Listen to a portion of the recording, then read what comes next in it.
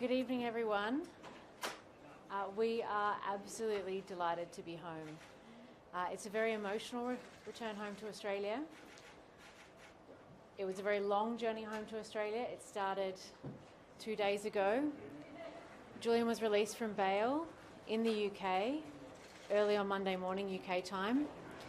We had to spend 12 hours in Stansted Airport before we boarded a flight to Bangkok.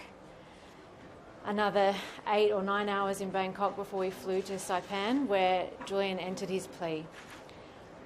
We are absolutely delighted, after a very long and complex negotiation with the US government, that we've reached this plea deal that enabled him to come home to Australia as a free man.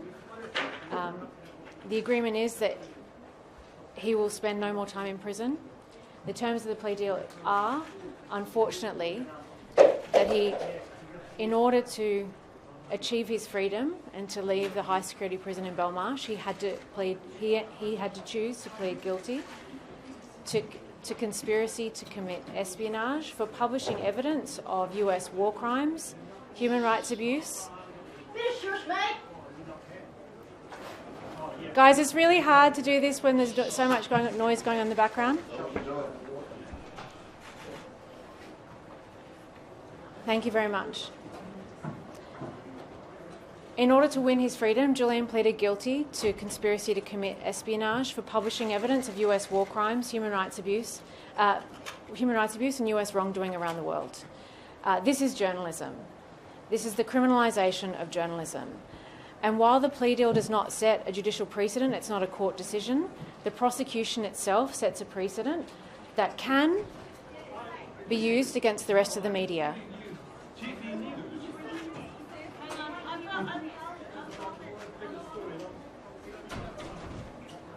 It's important that journalists all around the world understand the dangerous precedent that this prosecution has set. An award-winning Australian journalist who's been nominated for the Nobel Peace Prize for these publications has spent more than 5 years in a high-security prison because of this extradition request from the United States. We are absolutely thrilled that Julian is now home in Australia. I can say when we landed here in Australia, I became very emotional the moment we landed, and the Prime Minister was the first person to get on the phone to speak to Julian. Julian thanked him and the team and told the Prime Minister that he had saved his life. And I don't think that's an exaggeration.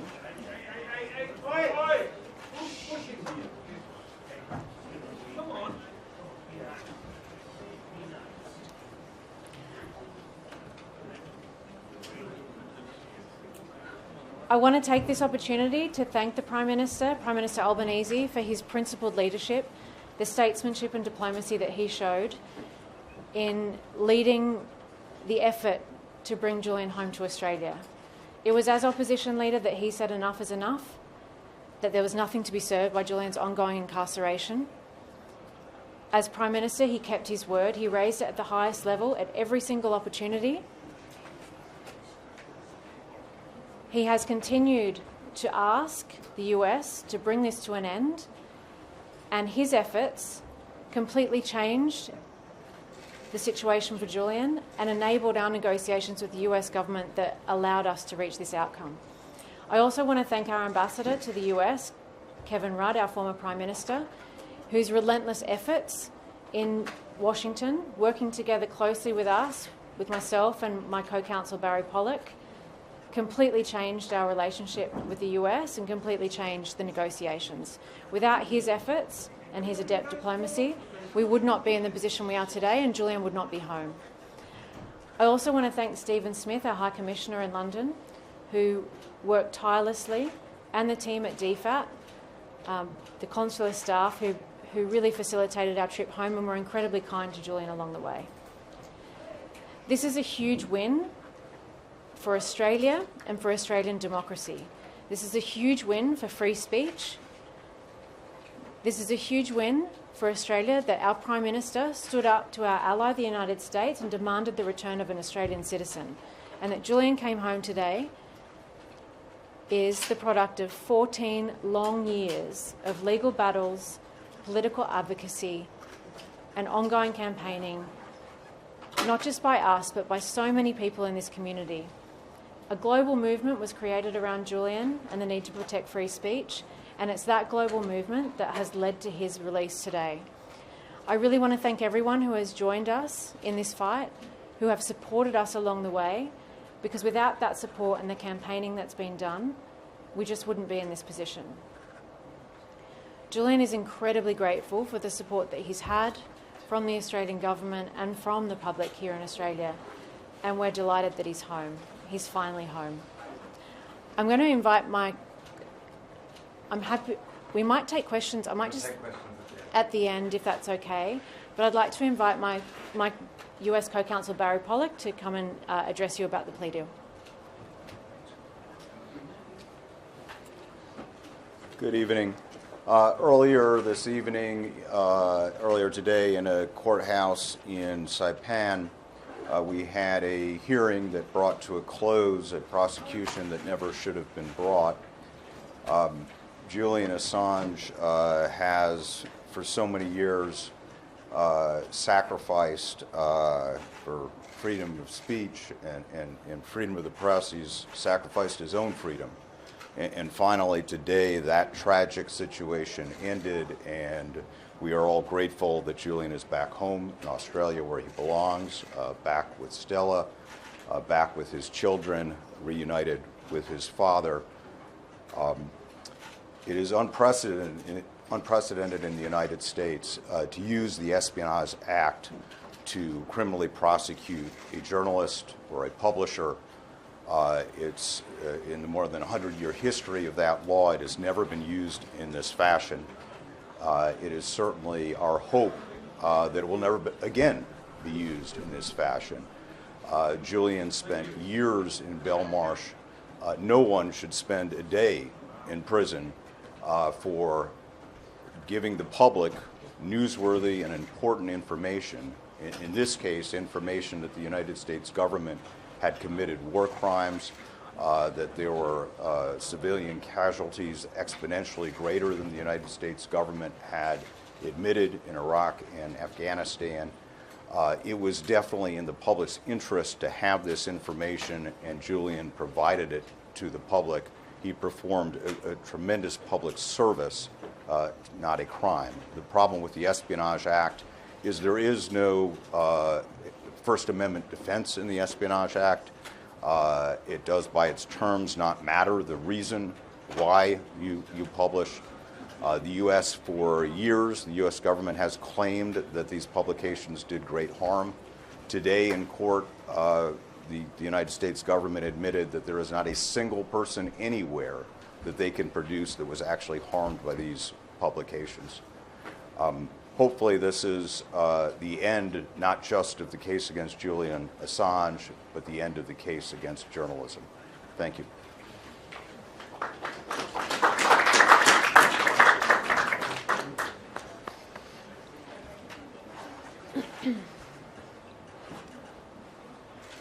I wish to thank the Prime Minister, Albanese, the officials who have been working in DFAT on securing Julian's release. I'd also like to thank the Australian people who have made this possible, because without their support, there would not be the political space to be able to achieve Julian's freedom. And that support is across the board.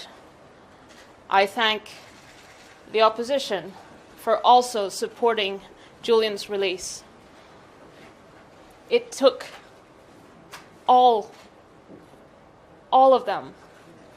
It took millions of people. It took people working behind the scenes, people protesting on the streets for days and weeks and months and years.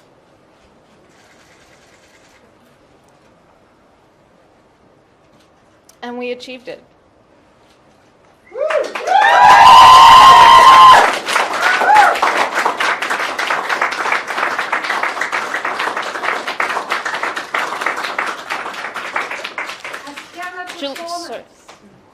Julian wanted me to sincerely thank everyone.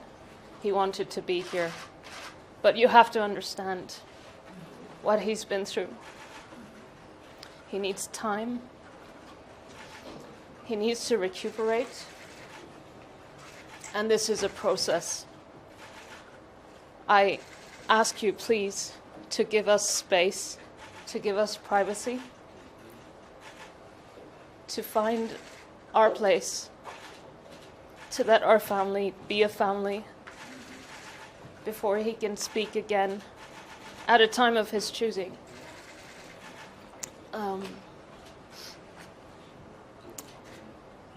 I think it's important to recognize that Julian's release and the breakthrough in the negotiations came at a time when there had been a breakthrough in the legal case in the UK, in the extradition, where the High Court had allowed permission to appeal. There was a court date set for the 9th and 10th of July, an upcoming court date in which Julian would be able to raise the First Amendment argument at the High Court. And it is in this context that things finally started to move.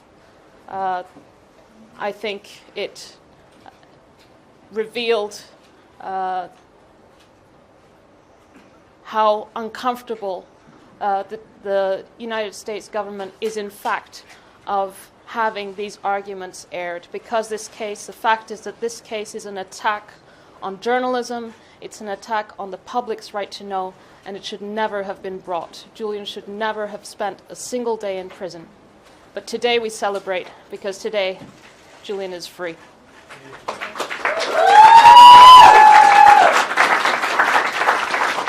We'll take 10 minutes of questions, just address them to the individual, and I'll tell you when we're at our last 3 or so. I think the first question is Robinson. The return of Julian Assange has revived this huge debate about whether his activities were right or wrong. And we've seen political figures in the US and in Australia here say that he's no hero, that his disclosures put lives at risk. Some Democrats don't like the disclosures about Hillary Clinton, for instance. What's your response to this sort of fundamental argument that's been made against Julian Assange, that he put lives at risk, for instance, and that his disclosures were not in the public interest? Well, to start with, there's no evidence of any actual harm, and that's exactly what the US government acknowledged in court today in Saipan. So there is no evidence that anyone was physically harmed as a result of those publications. The public interest in those publications is clear. Evidence of war crimes, that the US had not disclosed the extent of civilian casualties in Iraq and Afghanistan, the use of torture and other forms of human rights abuse around the world. There is no denying the public interest in WikiLeaks publications, which is reflected in the reasons why WikiLeaks has won the Walkley Award for Most Outstanding Contribution to Journalism, the Sydney Peace Prize, the fact that Julian's been nominated for the Nobel Peace Prize every year since those publications. So to suggest that this was not in the public interest, I don't understand the basis upon which they could possibly suggest that. And so I think this is clear. Stella, do you have a question? That moment on the tarmac where you embraced Julian, it must have been incredibly surreal. Was that the moment you realised that this was over to this time? Yes, I was overcome by emotion when I first heard that there were crowds cheering that I didn't even know were there behind a fence because it was dark. And then I heard them cheer more and more and flashes, and then I turned the corner and then I saw that Julian was coming, and we embraced, and I mean, I think you've seen the pictures. I don't want to express in words what is obvious from the image. Stella, what comes next with Julian Assange? Will this revitalize WikiLeaks, will this be a career and politics, or what have you? What's next? Julian needs time to recover, to get used to freedom. Someone told me yesterday who had been through something similar, that freedom comes slowly. And I want Julian to have that space to rediscover freedom slowly and quickly. Jen, as one of my colleagues mentioned the Podesta files earlier, I think he may not have read them. Could you, now you have the opportunity, just remind us of how that actually reformed the DNC and the corruption within? The Podesta files were really good for the Democratic National Congress, yes? Look, there was clearly public interest in the DNC materials that was released by WikiLeaks, and in terms of the legality of those publications, there's a US court decision showing that it had the highest possible protection of the First Amendment. So from a principle point of view, people might not like the politics of any particular publication, but that publication is absolutely protected by the First Amendment, as US courts have found. Jen, are there any post-release conditions for Julian parole periods? The US has said that he's banned from returning to the US, gag orders, anything like that. And can you and Barry give us a sense of the negotiations with the DOJ, particularly given the jury's strong view that he was not guilty of crime? I think it's best Barry speaks to the terms of the plea deal. There are absolutely no restrictions on Julian. The case against him is over. There is no gag order. There are no other restrictions. He is going to be able to go back to whatever life he chooses to build with Stella and his family.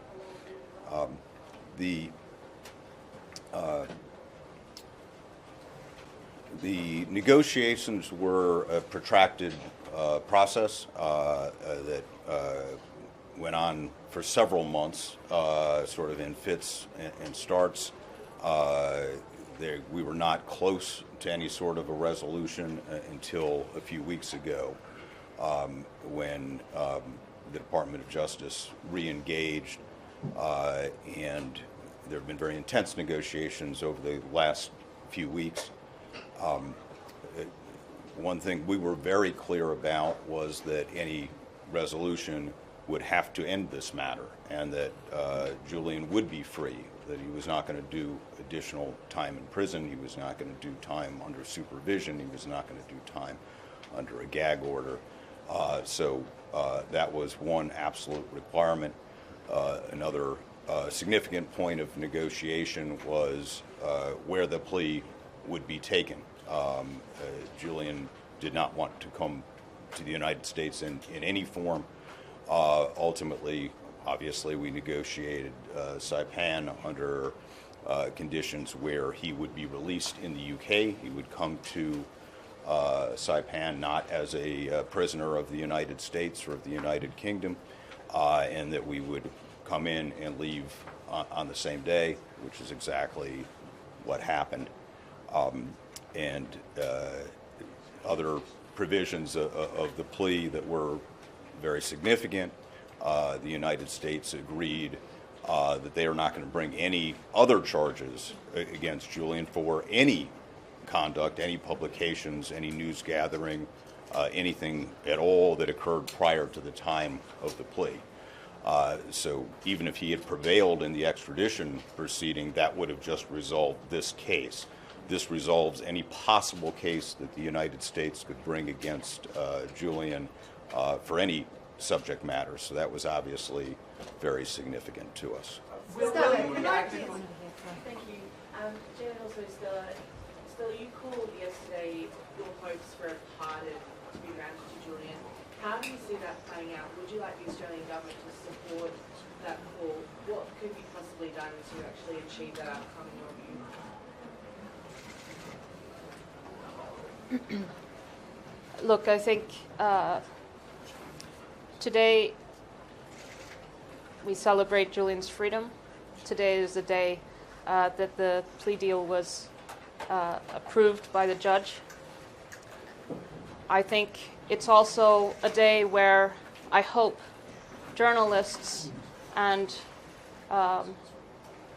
editors and publishers everywhere realize the danger of the of this US case against Julian that criminalizes, that has secured a conviction for news gathering and publishing information that was in the public interest, that was true, that the public deserved to know.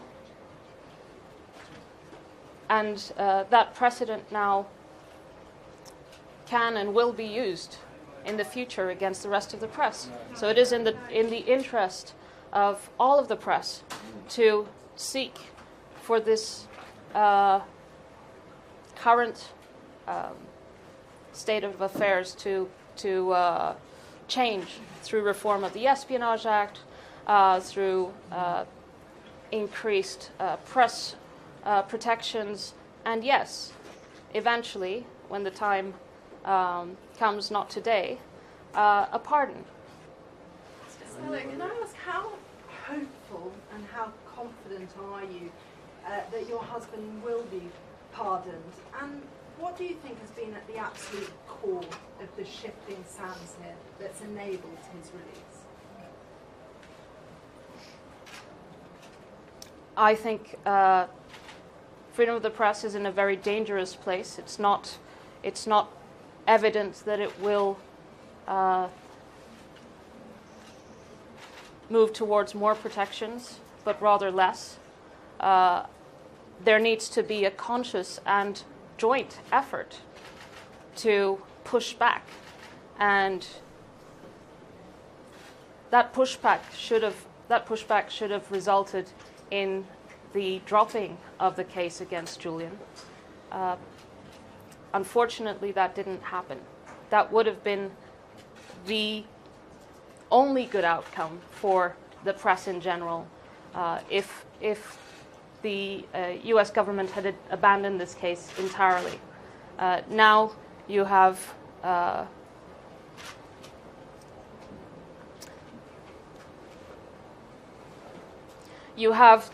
press in a as vulnerable position as Julian has been. And that came the day the indictment came down. Let's be clear about that. That didn't come down with this conviction. And frankly, that mobilization should have happened years ago. And that's what enabled the conviction. I think he'll be pardoned if the press unite to push back against this precedent. Because it affects all of you. It affects your future ability to inform the public and to publish without fear. Is Mr. Assange going to meet the Prime Minister in the coming days? No comment. Can we have 3 more questions? And then we're wrapping up. Stella, here. But what I can say from the phone call with the Prime Minister this afternoon when we landed is that he is delighted that Stella and Julian are both now in Australia, and we certainly hope that at some point they'll be able to meet. Does Julian plan to keep going with Wikileaks and publish more documents on journalism? Look, he just arrived in Australia after being in a high security prison for over 5 years and a, how long? 72-hour flight or something like that. It's premature. Julian has to recover. That's the priority. And the fact is that Julian will always defend human rights, will always defend victims. He's always done that. And that's just part of who he is. He is deeply principled. And he remains deeply principled and unafraid. Thank you very much, everybody.